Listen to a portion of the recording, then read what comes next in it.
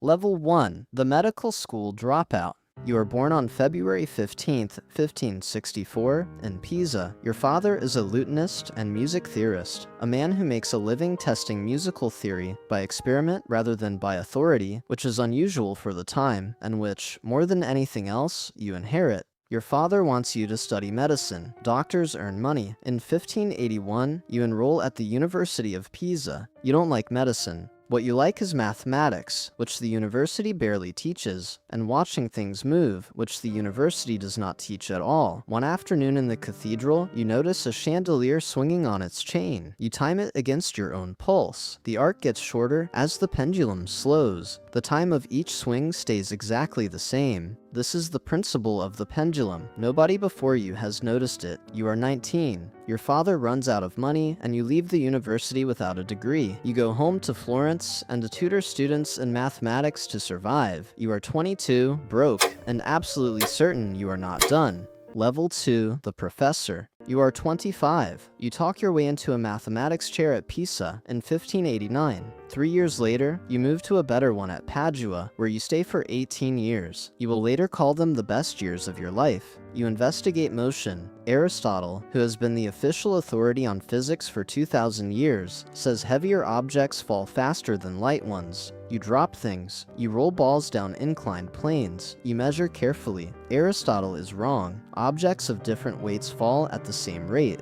You don't make a public crusade out of this. You note it down and move on. You are useful in many directions at once. You design an improved military compass and sell instruction manuals for it. You build a thermometer. You consult for the Venetian arsenal on naval engineering. The income is fine. The freedom is excellent. You take a mistress, Marina Gamba, and have 3 children with her. 2 daughters and a son. You never marry her. Marrying beneath you would make it harder to place your daughters in respectable convents, which is what you eventually do anyway. It is practical. It is also clearly love.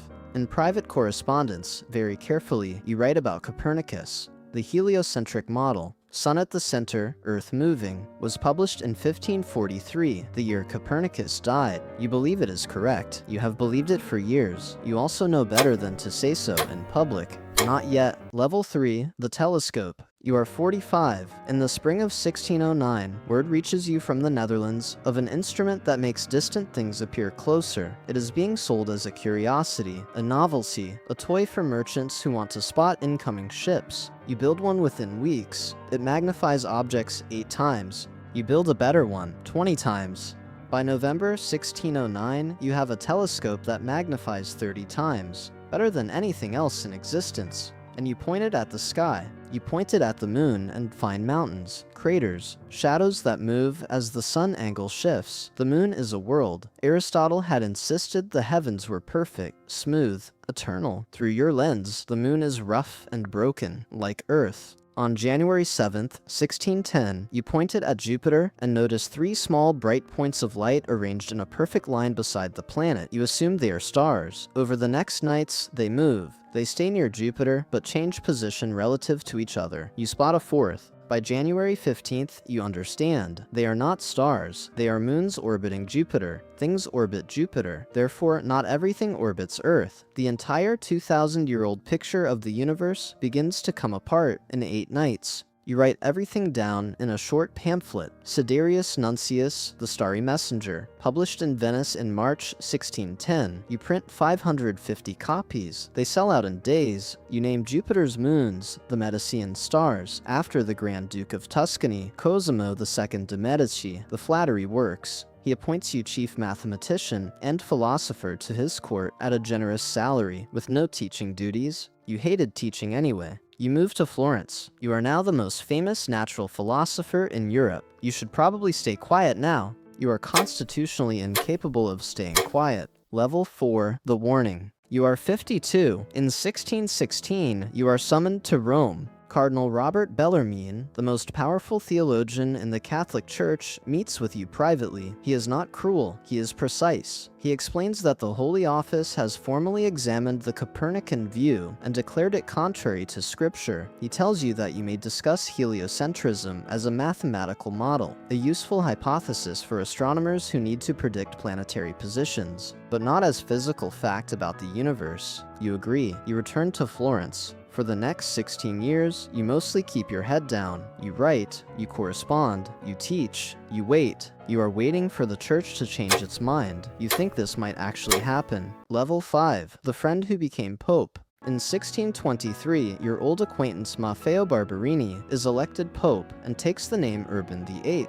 He has known you for years, written a Latin poem in your honor, considers himself a patron of science and literature. You travel to Rome to congratulate him. He grants you 6 private audiences in 6 weeks. He encourages you to write a book examining both the Ptolemaic and Copernican systems, presenting the arguments for each, so long as you do not advocate for either as physical truth. You leave Rome believing the door has finally opened. You begin writing. You take 8 years. Level 6. Simplicio. In 1632, you publish dialogue concerning the 2 chief world systems. It is structured as a debate over 4 days between 3 characters: Salviati, who argues for Copernicus; Sagredo, an intelligent neutral; and Simplicio, who defends Aristotle and Ptolemy. Simplicio loses every exchange. He is slow. He repeats stale arguments. His name, in Italian, sounds like the word for simpleton. In the final pages, Simplicio delivers an argument that the Pope himself had personally suggested to you years earlier, that human reason cannot fully grasp God's design, so apparent proofs may be misleading. You put this argument in the mouth of the character everyone in the book has been laughing at. Urban VIII reads the book. The Jesuits, who are now your enemies, point out the resemblance.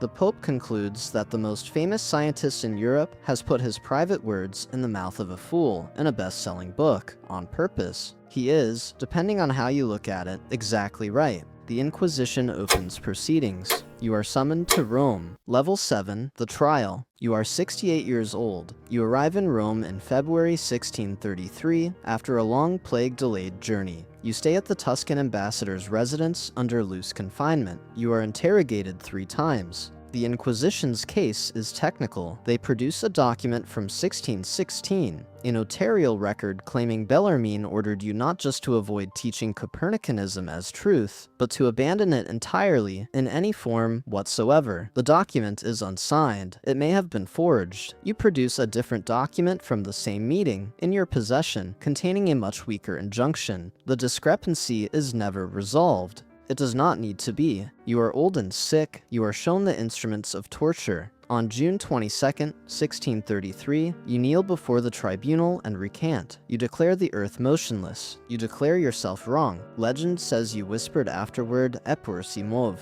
And yet it moves. You almost certainly did not. The earliest record of the story appears a century after your death, but it is the most accurate description anyone ever wrote of what was happening in your head. You are sentenced to imprisonment. The sentence is commuted within a day to house arrest for the rest of your life. The dialogue is banned. So is anything else you might write, ever, on any subject. Level 8, Archetri. You return to your villa in Archetri, just outside Florence. Your daughter Virginia, Sister Maria Celeste, a nun in the convent on the next hill, is your closest companion and most regular correspondent. She dies the year after your trial, at 33, of dysentery. You never recover. You keep working anyway. You write discourses and mathematical demonstrations concerning 2 new sciences, a systematic account of motion and the strength of materials. It is the foundational text of modern physics. You are forbidden from publishing it in Italy. You have the manuscript smuggled to the Netherlands, where it is published in Leiden in 1638. The same year, you go completely blind. You write to a friend with quiet grief. This universe, which you had enlarged 1,000 times beyond what was known to previous ages, has now contracted to almost nothing at all. You die at Archetri on January 8, 1642. You are 77. You are still formally condemned as a heretic. The Pope refuses to allow a public monument. You are buried quietly in a small side chamber of the Basilica of Santa Croce, away from the main church. In England, that same year, Isaac Newton is born. Level 9, the slow apology. In 1737, 95 years after your death, your remains are quietly moved to a proper tomb in the main hall of Santa Croce, near Michelangelo. In 1758, the Catholic Church removes the general prohibition on books advocating heliocentrism from the Index of Forbidden Books. In 1835, your dialogue is finally removed from the index entirely. In 1992, 359 years after your trial, Pope John Paul II issues a formal statement acknowledging that the theologians of the 17th century had failed to properly distinguish between scripture and science, and that you had been correct all along. The apology takes 3.5 centuries. The Earth, in the meantime, keeps moving. Level 10. The point. You spent your life arguing one idea, not heliocentrism. Heliocentrism was just an example. The idea was that authority is not a method, that a thing being old does not make it true, that when scripture and a measurement disagree, the measurement is not the thing in error, and that anyone telling you otherwise has confused humility with cowardice.